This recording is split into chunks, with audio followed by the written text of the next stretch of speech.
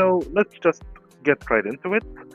So our first question here from LinkedIn to Eric.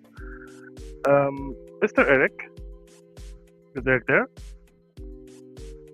Great. How do you envision blockchain shaping education, such as through certifications or increased transparency?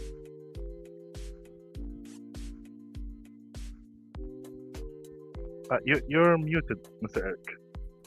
Oh, there I am. There we go. So it's already doing that. That's a great question.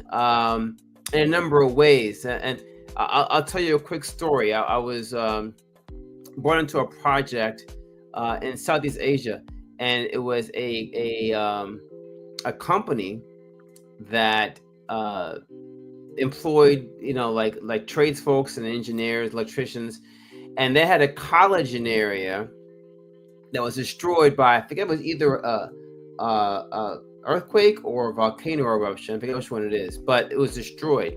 So all of a sudden they saw a huge influx of folks that had degrees from this college. Well, because all the records were destroyed and they couldn't verify, who attended. So folks that didn't attend the college used that as a very unfortunate way to, try and benefit from the lack of credentialing.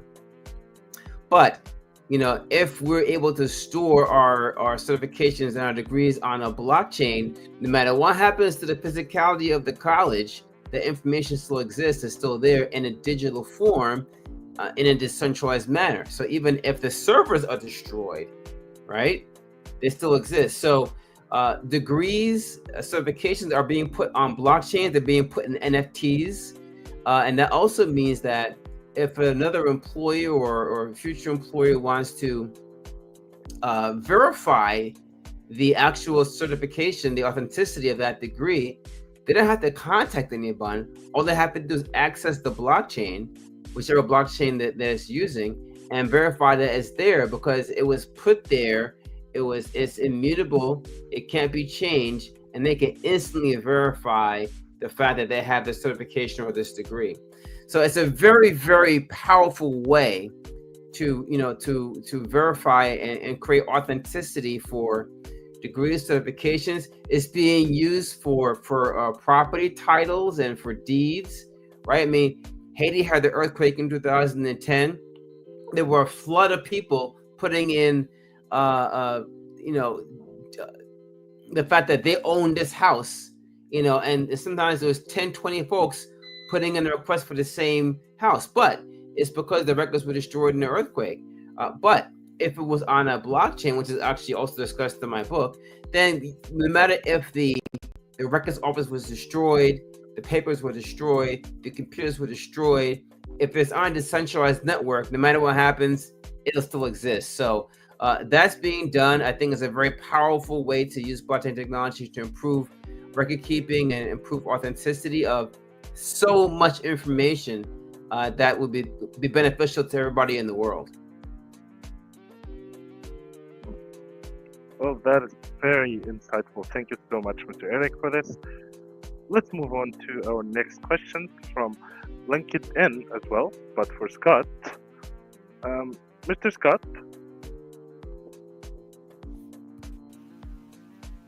there we go. What mindset do you think young professionals should build early and thrive in both the technology and the industry fields, the education fields, sorry? That's a great question. I answer that on Facebook page. When I first started, after my initial recovery, my priorities were actually just on getting better. But once I started speaking, I relied on technology or social media to get the word out of my story and my recovery and my speaking career. So I mainly use Facebook and Instagram. I'm not much of a TikToker because I'm an old man in comparison. So I can't keep up with social media, but I use that to get word out of my story, my program. As far as on-stage technology, PowerPoint, slideshows, and I always give this analogy.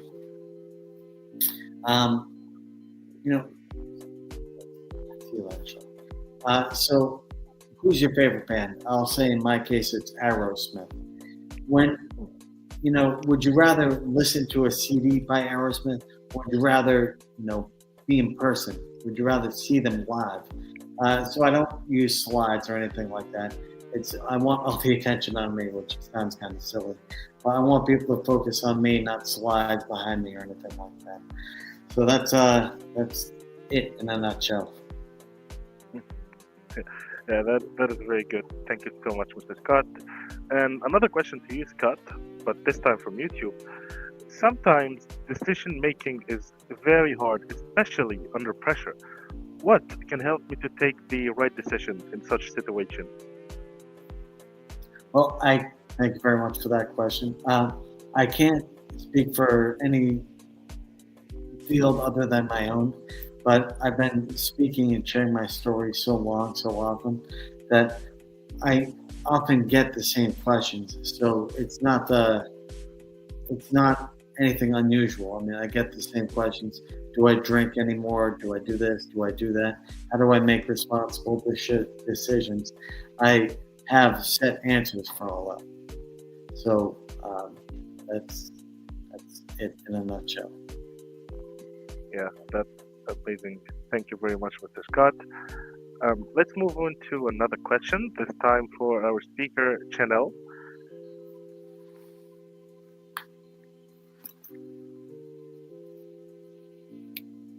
So, Chanel, can you share some success stories of individuals who have benefited from your conversational learning approach?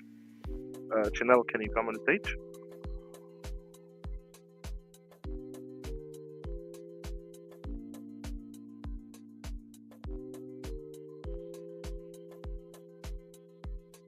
Chanel is having some difficulties. I'm just going to cover in for her. So can you repeat that question again, please?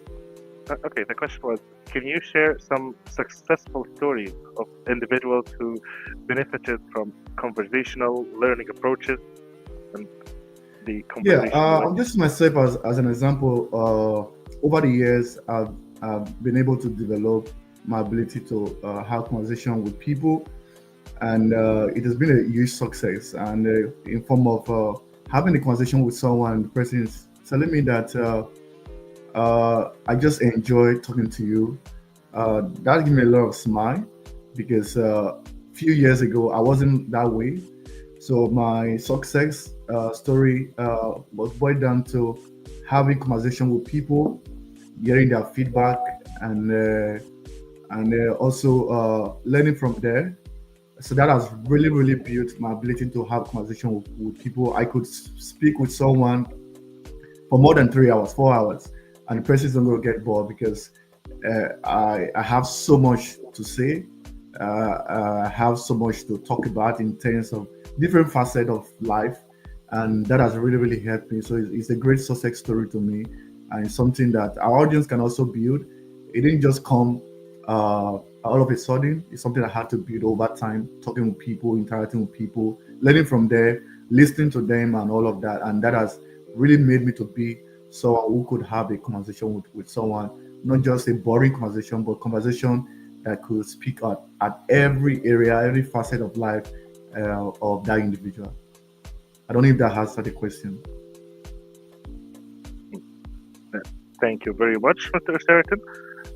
There is another question for Rajana from YouTube.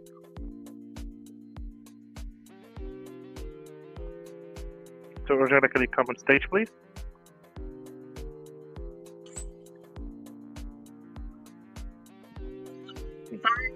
Perfect. A lot of people seem to be interested in your speech, actually. So, the first question, for people outside of the art industry, what are ways that they can show off their portfolio? Something like the tech industry or the other industry. So for people who are outside, ways that they can show off their portfolio is definitely through making sure that they are taking on, they're presenting their portfolio through either Canva or something inventive, they can try to showcase through action and visibility. They can take on projects, internships, voluntary roles, and then they can apply those real skills to the real world. I've often found that when I see folks with, as I think our first speaker mentioned, voluntary experiences, shows a company that they are a candidate who's serious, who really cares about what they do. So I think by showcasing that work in different areas, even if you don't have that real lived-in experience,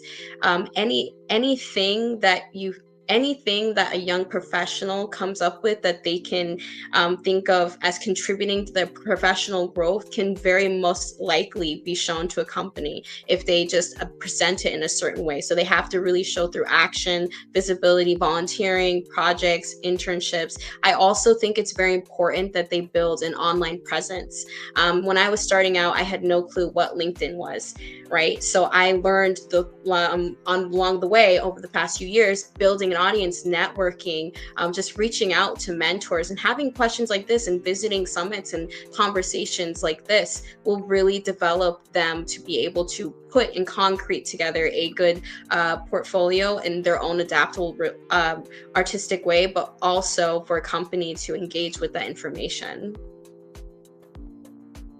Yeah, that's pretty good. Also, thank you so much. Another question, actually, from YouTube as well. When it comes to jobs that don't require degrees or certifications, what are some ways that someone were to show proof of the real world experience, or what skills should they put in the resume as an applicant? Yeah, I mean, I've mentioned soft skills are so important to also mention, but I did already explain too about online presence. I think that it comes down to your industry, and especially it comes down to your own working experience. I know I mentioned, of course, volunteering, projects, anything that you can do to show that experience. It's very helpful. Put yourself in rooms where you've never been before. I really challenge our audience to do their best to have conversations, to go to different summits, to make themselves presentable, put themselves out there for internships, and really try to see who they can contact or what they can do. I'm not sure how young or older audiences, go to your high school advisor or community service or local community city hall, and even to different conferences that they host for businesses or small businesses. They're often looking for young professionals to come out there and make their name. I'm often at a panel or at one of those venues or events or running those. So we are honestly always looking for people in that way. Yeah, definitely young people are a valuable asset for any company. Yeah. All right. Let's move on to next question from YouTube to Sean Trees.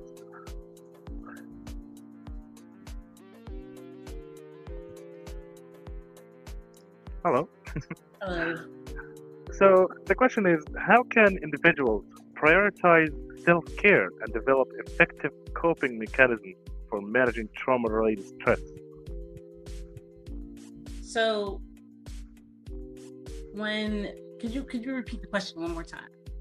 So, how can individuals prioritize self-care and develop coping mechanisms for trauma-related stress?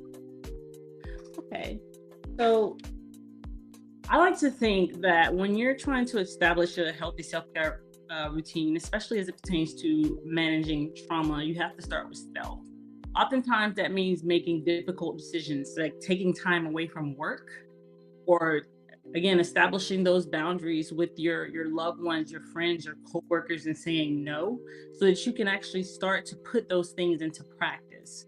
You may not know what you like to do, what makes you happy, or what brings you joy. So you essentially start creating that safe space for yourself in order to explore these things, such as prayer, meditation, or journaling, or even taking a few days off work to maybe schedule a day spa if you're able to do something along those lines.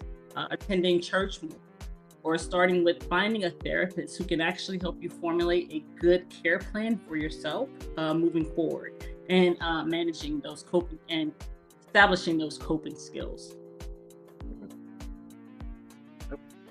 That's really useful. Thank you very much. Let's move on to another question from Facebook to Mr. Eric.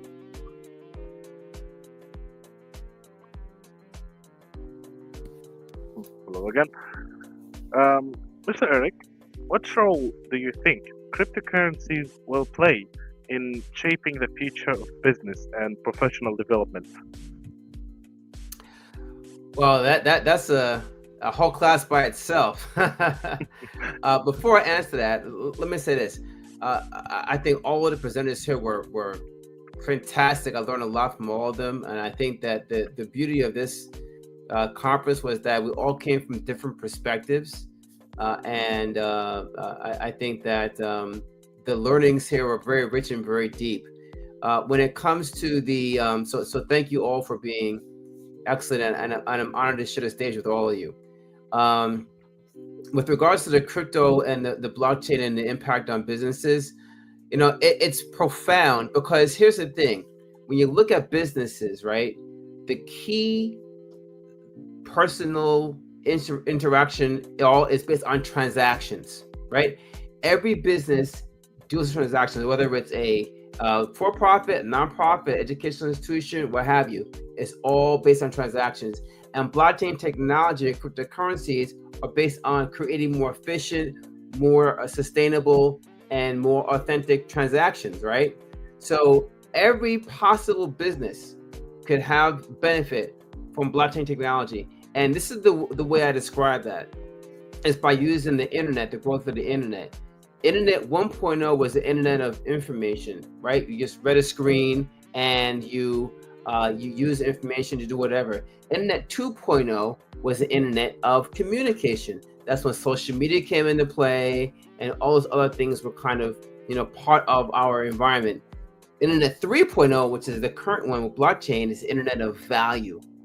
And value is the benefit of transactions. Now, when you have Internet 2.0, you may say, well, I use the internet to, buy things, to go on to Amazon or to go on to Alibaba and to buy things. Okay, well, you do, but you have to bring in a third party, a financial institution, a credit card, debit card, or PayPal to do that. In blockchain technology with cryptocurrencies, you don't. Transactions are really the way we interface with each other from a business perspective, and blockchain technology, like the internet, can have impact for every single business and every single industry that currently exists today. Yeah, that's actually amazing and very informative. Thank you very much, Mr. Eric. One last question before we move on to our next co-moderator for Rajana. A question from LinkedIn.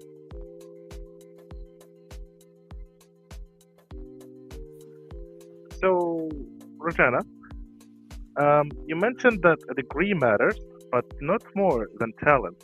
For professional youngsters just starting, what's the best way to showcase the talent so it really stands out from other resumes? Thank you so much. It's such an important question for young professionals. I think the best way to showcase talent is, once again, through action and through visibility. You really have to take initiative to show your online presence. You have to be active out there, currently networking, putting your portfolio together. And there are so many ways too that you can put a portfolio together. It doesn't have to just be with LinkedIn. It could also be through TikTok, through Instagram, through creating another portfolio on Notion. There's so many creative ways that we have technology and websites websites now in which you can showcase your online presence. I also really advocate that you show your soft skills wherever you can, especially on LinkedIn. They have the option of toggling soft skills and mentioning that in your resume. Those are some strong use, like good strong keywords. But it really comes down to, your ability to communicate, adapt, teamwork. These are often skills that will set you apart, especially when it comes to technical skills. So it's interesting when we look at, and I'm kind of going on a tangent here, when we look at technical job roles, a lot of them are, looking for the security or the AWS or anything of that sort. But it's also important that, as I've mentioned before, you're a well-rounded candidate. So we want to see that you have those soft skills as well as those hard skills. And also, as I always love to say, take on some projects, take on some internships, volunteer, put any relevant experience onto your resume or onto wherever you plan to go. And that will take you so much further than you would believe in the future. Yeah, definitely some things to consider when writing a resume. Thank you very much, Mrs. Dragana. So now we will continue the questions, but with the other co-moderator. Please, Elizabeth, come on stage.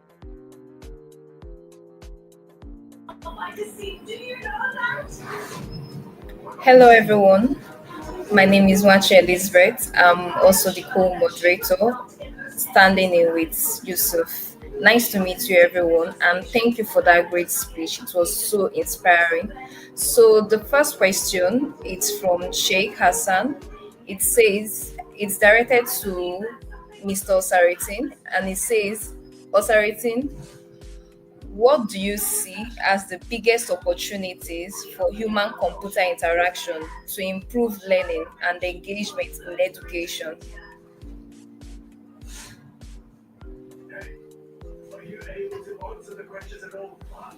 All right, I wasn't expecting a question, but I'm very much ready. So, can you repeat that again, please?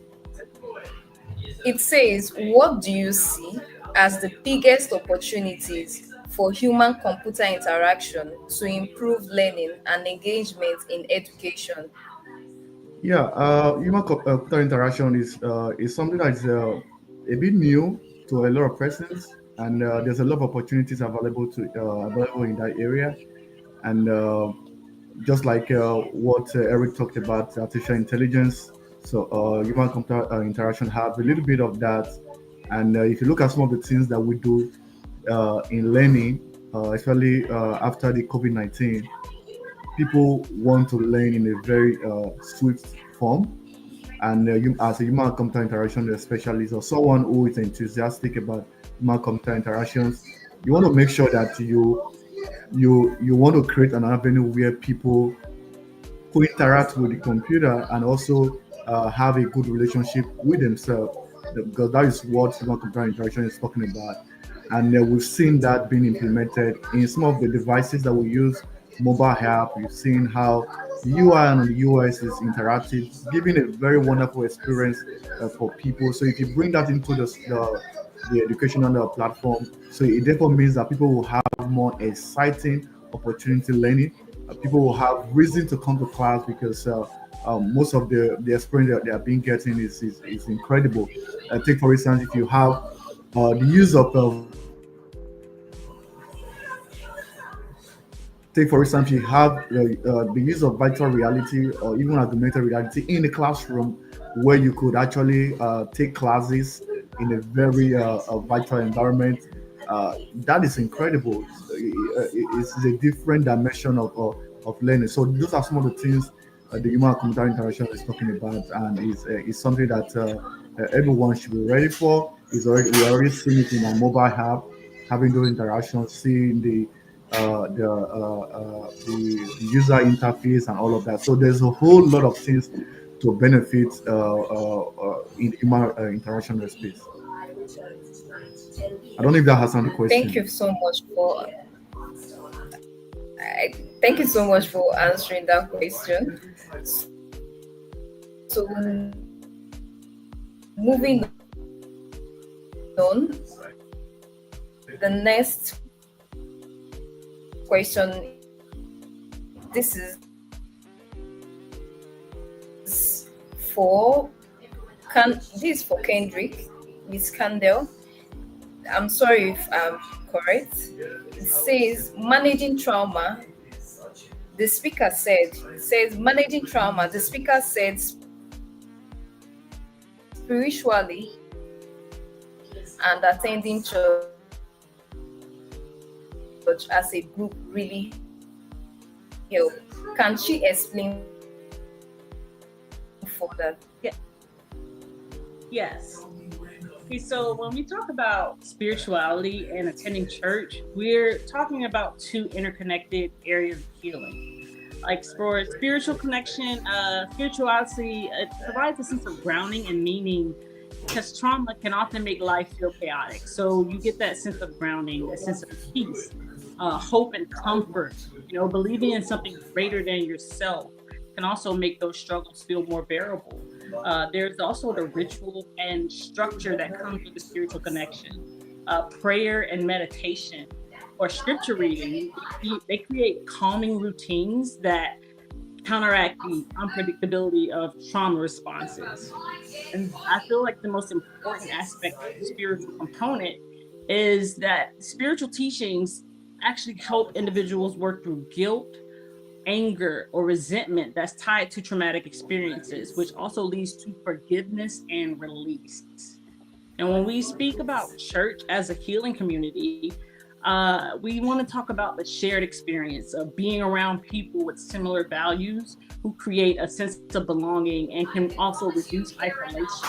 There's also the collective support, which involves the congregation offering meals and childcare and financial aid alongside emotional encouragement.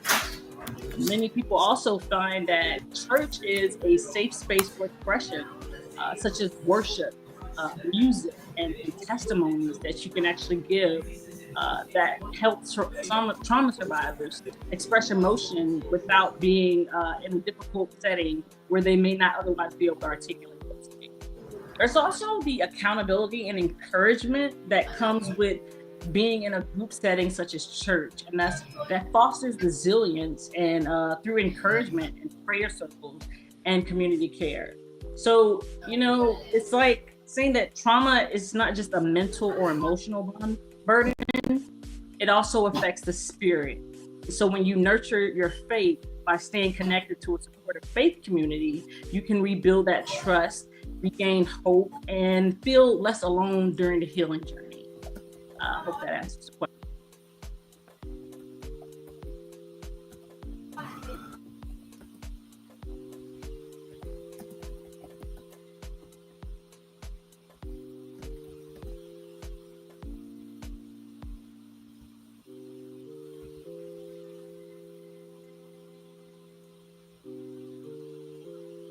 All right, I think Elizabeth is freezing. Let me take over for her right now until she comes back. So let me check here the questions. There's one more question for you, Mrs. John Trees, from Chris Martin on YouTube. Can you share some strategies for creating a supportive environment that encourages individuals to open up about their mental health struggles? Absolutely. The first thing you want to do is you want to create a safe space for yourself, somewhere that feels safe for you. This could be home, in your room. This could be a man cave. For some people, they find external environments such as running on a track or being in a space where they feel safe at the time. So establishing that safe space. Then you want to, if you don't have someone that you trust, that you can confide in, the first thing I recommend you do is make a list of things you think you need from a therapist, someone who could actually help you navigate through the healing journey. When you make that list, you're able to use things such as ChatGPT or even doing a simple Google search and using your insurance provider as well to look on the websites to see which therapists match the criteria that you set forth for yourself. After that, engage in the practices that the therapist recommends. Case in point, I have a great therapist. I love her. It's awesome. One of the things that she told me to do in order to disrupt my thoughts from when feeling anxious or I feel the onset of an anxiety or panic attack is to shake. And I thought it was hilarious until I actually tried it and it started to work. So I definitely recommend working with your therapist. And if the things that they recommend don't work, tell them that they don't work. I guarantee you they'll be more than willing to help you work through these things and find a solution that works best for you. One of the final things I'll leave you with, two things actually. The first thing would be boundaries. It's important to set boundaries, no matter where you are, what you're doing, or where you are in your healing journey. That's what the people who are closest to you. It's important to have boundaries with your therapist. It's important to have boundaries with your coworkers, your colleagues, even your children. Establish boundaries and be prepared to say no, even when it feels uncomfortable, because that's just you getting used to actually speaking up for yourself and establishing a solid boundary. And the last thing I'll say is have spiritual practice. Have some sort of routine that you can actually lean towards, whether that be prayer in the morning or a simple 5-minute meditation. A great app that I recommend is Insight Timer. It's awesome. It has several different guided meditations and meditative sounds that you can use to meditate. Taking a short walk in the morning, 5 or 10 minutes, makes a huge difference. I know that was a bit of a wordy response, but I hope that answered your question. Such some touching words, Ms. Chantries. I hope everyone benefits from these words. So I see we have a lot more questions, but we are glad to answer them all if you send them on our social media, on our email, or to our speakers directly. But for now, we are going back to Sarah Foloronzo to give some closing remarks on this event.